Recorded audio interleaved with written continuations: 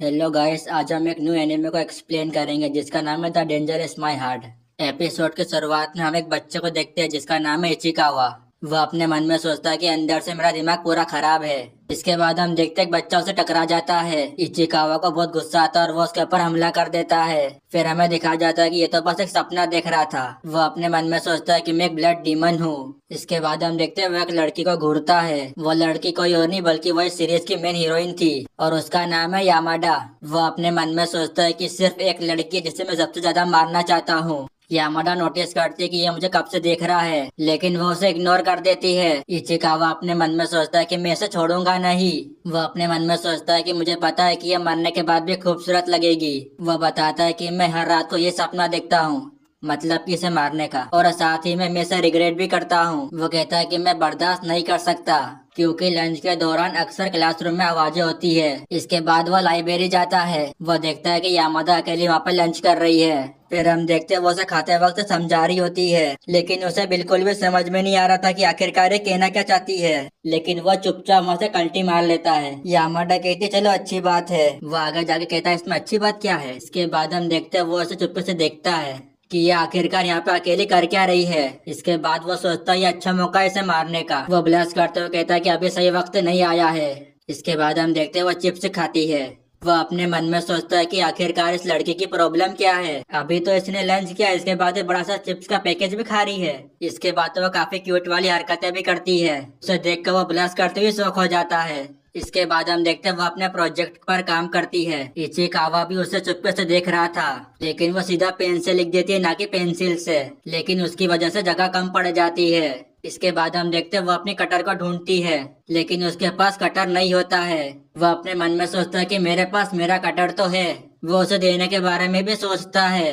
वो ये भी सोचता है कि अगर उसने मेरा मजाक उड़ा दिया तो, ये बोलकर कि आखिरकार तुम स्कूल में कटर लेकर क्यों घूम रहे हो, तो फिर मैं क्या करूंगा। वैसे ही अच्छा मौका भी हो सकता है इसका मर्डर करने का। इसके बाद हम देखते हैं वो अपने हाथों से पेपर को फाड़ रही होती है। वो जोर से चीखता है। फिर हम देखते हैं उसकी चीख सुनकर ये भी डर जाती है। फिर हम देखते हैं वो अपना कटर उसे दे देता है। ये देखकर वो बहुत ही ज्यादा खुश हो जाती है। वो जैसे ही उसे थैंक्स बोलती है, फिर हम देखते हैं वो ब्लश करते हुए वापस चला जाता है और उसके बाद वो शौक होते हुए ब्लश करता है।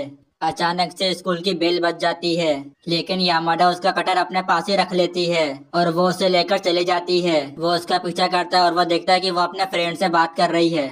उसकी दोस्त कहती है तुम यहाँ पर अकेले क्या कर रही थी, कहीं तुम स्नैक्स तो नहीं खा रही थी। इसके बाद वो इचिकावा के पास आती है। वो अपना चिप्स का पैकेज उसकी तरफ आगे करती है। यामाडा नोटिस करती है कि इसके अंदर चिप्स अभी भी है। पहले तो ये चिप्स को खत्म करती है, उसके बाद इसे ये देती है। इचिकावा समझ जाता है कि ये मुझे फेंकने के लिए दे रही है। इसके बाद हम देखते हैं वो चिप्स के पैकेज को फेंकने जाता है। इसके बाद हमें अगले दिन का सीन दिखाया जाता है। वो अपने मन में सोचता है कि अब तक पूरा एक दिन हो गया है, मेरा कटर अभी भी उसके बॉक्स में ही है। इसके बाद हम देखते हैं वो क्लास में जाता है। वो जैसे ही क्लास के अंदर आता है वो देखता है कि उसका कटर उसकी टेबल पर रखा है। वो उसे छूकर देखता है। वो देखता है कि ये अभी भी गर्म है। क्या घर से आते वक्त तो उसने इसे अपने हाथों में पकड़ कर रखा था, इसे कैसे पता कि ये मेरा टेबल है। इसके बाद हम देखते हैं टीचर अनाउंस करता है। वो सारे बच्चों को रेडी होने के लिए कहता है। यामादा कहती है तुमने तो मेरे चार्ट को ही बदल डाला। उसकी दोस्त कहती है कि वो सही नहीं था इसलिए मैंने उसे बदल दिया। इसके बाद हम देखते हैं इचिकावा बहुत गुस्सा हो जाता है। वह अपने मन में कहता है कि यामादा ने इसके ऊपर बहुत ज्यादा मेहनत की थी और वह कहता है कि मुझे लड़कियों से नफरत है। अगर उनसे ज्यादा सुंदर लड़की उनके पास आ जाए तो वो तो अपनी जलन को छुपा भी नहीं सकती। मैं तो अभी इस लड़की को मार देना चाहता था। इसके बाद हम देखते हैं यामादा का प्रेजेंटेशन शुरू होता है। फिर हम देखते हैं यामादा को उसे बिल्कुल भी अच्छा नहीं लग रहा था। इचिकावा समझ जाता है कि उसे इस लड़की के बात का बुरा लगा। इसके बाद हम देखते हैं वो अपना देता है। इचिकावा नोटिस करता है कि यामादा रो रही है। इसके बाद हेलीकॉप्टर की आवाज आती है और सारे बच्चे उसी को ही देख रहे होते हैं। इचिकावा अपने मन में सोचता है कि जब वो रो रही है तभी सारे बच्चे उधर क्यों देख रहे हैं। वो ध्यान भटकाने के लिए उसके चैट को फाड़ देता है। इसके बाद हम देखते हैं सारे लोग उसी को ही घूर रहे होते हैं। वह अपने मन में सोचता है कि कोई बात नहीं, लेकिन कम से कम वो तो चैन से रो पाएगी। लेकिन इचिकावा की सारी मेहनत बेकार हो जाती है। लेकिन यामादा तो उसके दोस्त से अच्छे से बात कर रही थी। अगले सीन में हम देखते हैं यामादा अपनी फ्रेंड के साथ एंजॉय कर रही होती है।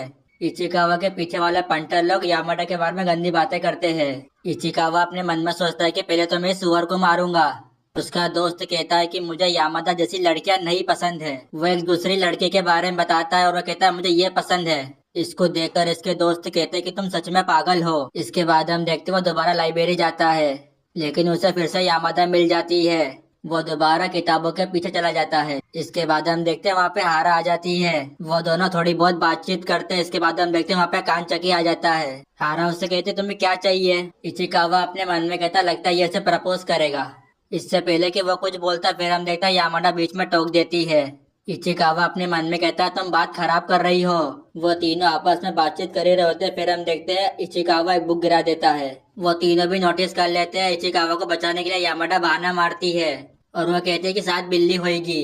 इचिकावा कहता है अरे बिल्ली पे तो कोई भी विश्वास नहीं करेगा। यामाडा उसे इशारा करते कि तुम बिल्ली की आवाज निकालो, लेकिन वो सही से आवाज नहीं निकाल पा रहा था। यामाडा कहते कि मैं जाकर देखती हूँ। इसके बाद हम देखते वो कैट की वॉइस निकालती है। वो दोनों पंटर भी समझ जाते हैं कि दो बिल्ली आपस में लड़ाई कर रही है। यामाडा उसे बाई बोलकर वहां से चले जाती है।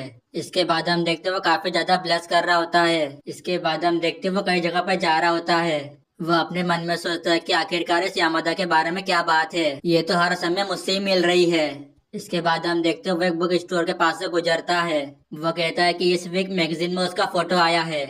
इसके बाद हम देखते वो कपड़े बदल कर वापस आता है। वो बुक को देखता है। फिर हम देखते वहाँ पर यामादा भी आ जाती है। वो उसको देखकर पीछे छुप जाता है। वह अपने मन में सोचता है कि यह यामादा नहीं हो सकती, लेकिन जैसे ही वो अपना चश्मा और कैप उतारती है हमें पता चलता है कि यह यामादा ही है। वो दोनों लड़कियां यामादा की बुक देख रही होती है, लेकिन वो तो बच्चे की तरह उनके आगे पीछे घूमती है। वो उन दोनों के बीच में आकर स्माइल करती है, लेकिन वो दोनों तो स्टोर से बाहर निकल जाती है। इसके बाद हम देखते हैं यामादा अपनी बुक को साइड में रख देती है। वहाँ पे शॉपकीपर आती है। फिर हम देखते हैं उसकी मैगजीन को वो वहीं पे रख देती है।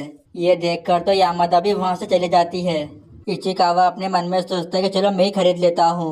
इसके बाद हम देखते हैं वो घर पर उसकी फोटो को देख रहा होता है। इसके बाद तो पता नहीं उसे क्या हो जाता है, वो उसकी बुक को डस्टबिन में फेंक देता है। वो अपने मन में सोचता है कि उसमें और मुझ में बहुत ज्यादा अंतर है।